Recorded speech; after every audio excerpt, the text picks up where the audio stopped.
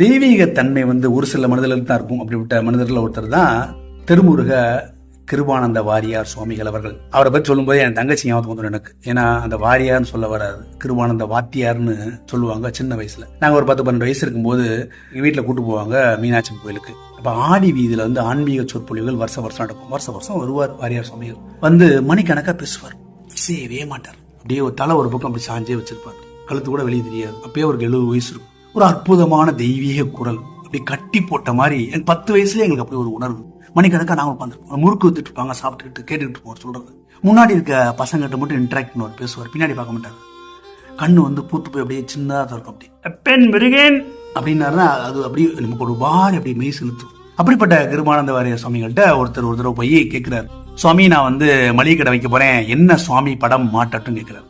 அதுக்கு ஒரு பதில் நச்சுன்னு சொல்றாரு, நீ என்ன சுவாமி படம் வேணாலும் மாட்டிக்கோ, ஆனா கலப்படம் மட்டும் செஞ்சு மாட்டிக்காது அப்படின்றாரு. என்ன ஒரு தெளிவான பதில் பாருங்க. அவர் வாழ்நாள் முழுக்க முருகப்பெருமானை பத்தி நிறைய பேசியிருக்கிறார். முருகப்பெருமான் தான் கடவுள் சொல்லுவார். அப்படிப்பட்ட ஒரு பேச்சுல நிறைய அவர் தான் இருக்கும். கண்கண்ட தெய்வம் முருகப்பெருமான், 16 உலகங்களில் தேடினாலும் கிடைக்காத தெய்வம் முருகப்பெருமான், அப்பன் முருகன் அப்படிதான் பேசுவார்.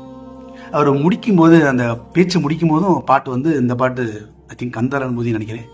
ஒருவாய் அருள்வாய் உளதாய் இளதாய் மலராய் மணியாய் ஒளியாய், அந்த பாட்டு பாடிதான் முடிப்பார். கூட பாருங்க, பேச முடியல அவர் பாட்டு, அவரை பத்தி பேசும்போது எனக்கு பேச முடியல. அப்படி ஒரு பதில். ஒழுக்கம் நேர்மை தொழில் இருந்தா அதுதான் உன்னை காக்கும்.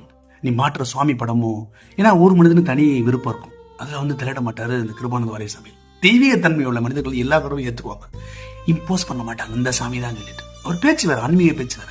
அந்த மாதிரிதான் அவனுக்கு ஒரு பதில். நீ என்ன சாமி வேணா கொடுத்துக்கோ, ஆனா தொழில நேர்மையா ஒழுக்குமாறு. ஒரு ஹோட்டல் அதிபர் 90 அந்த ஹோட்டல் போகும் பார்த்தீங்கன்னா இவர் படம் தான் இருக்கும். நான் கூட நினைச்சேன் அது பெரிய படம். நீ போன உடனே முதல்ல கிருபானந்த வாரியார் சாமி படம் தான் இருக்கும். நான் கூட நினைச்சேன் ஏன்னா வாரியார் சாமியில் ஹோட்டல் தொழில் ஆரம்பிச்சாரான்னு. அப்புறம் பார்த்தா அந்த ஹோட்டல் அதிபர் அவர் இவரோட பக்தர், முருக பக்தரும் கூட அவர். அதனால அவர் வச்சிருக்கிறார். இருந்து என்ன பையன், ஒரு ஹோட்டலில் நல்லா பண்ணாரு. ஹோட்டலில் சாப்பாடு, நல்ல சாப்பாடு கொடுத்தாங்க. இப்பவுமே அந்த ஹோட்டலில் கூட்டாரு. ஆனா தனிப்பட்ட வாழ்க்கையில ஒழுக்கமின்மை, செய்யக்கூடாத செயல்கள் செய்து சாம்ராஜ்யமே இன்னைக்கு இதாகி போச்சு. அவர் வாழ்க்கை, தனிப்பட்ட வாழ்க்கையும் ஜெயில. அது நான் யாரும் சொல்ல விரும்பல, உங்க யூத்து விட்டுறேன். கோயிலுக்கு போங்க, சாமி கும்பிடுங்க, கும்பிடாதீங்க, கோயிலுக்கு போங்க, போகாதீங்க, வண்டியில் போய் பிடிச்சி செய்வாங்க சிலர், பைக்கில் போகும்போது. எல்லாம் ஒண்ணுமே தேவையில்லை. அதெல்லாம் செய்யற தொழில, செய்யற வேலையில நேர்மை ஞானம் இருந்துச்சுங்களேன், இறையொருள் வாழ்த்து மேல உங்களுக்கு நீங்க கோயிலுக்கு போகணும்னு அவசியமே இல்லை. நல்ல சிந்தனைகளை விதைப்போம், நம்பிக்கை வளர்ப்போம். நன்றி.